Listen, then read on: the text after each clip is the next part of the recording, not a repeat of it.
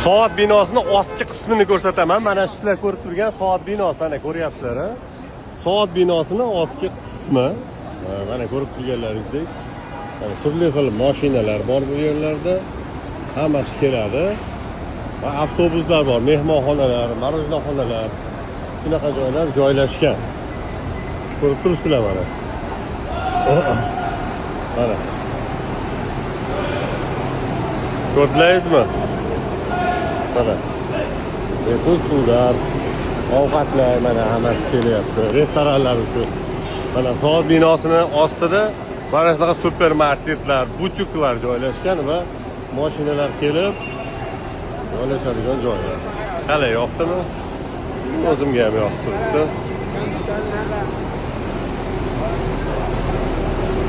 Ko'rmaganlar uchun bir ko'rsatib o'tamiz-da buni ham.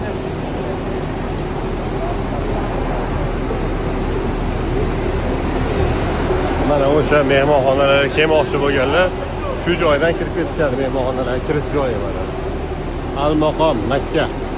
Mana bu yerda ularni chiroq joylashib, chemadonlar zo'r qilib ishlashib, mana. Akamiz chekyapti ekan. Bu yerda ko'pchilik sigaret chekar ekan, juda ham ko'p odam. Mana mehmonxonaga kiriladi. Va shu yerda. Qo'yilmisizlar, soat binosini tagi ham. Yalla. Hop. Yalla habibi,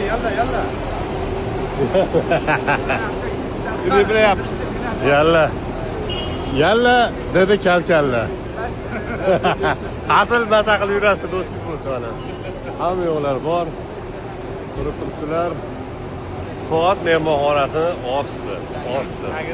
Tagida mana. Taksilar bu yerda yashil ekan.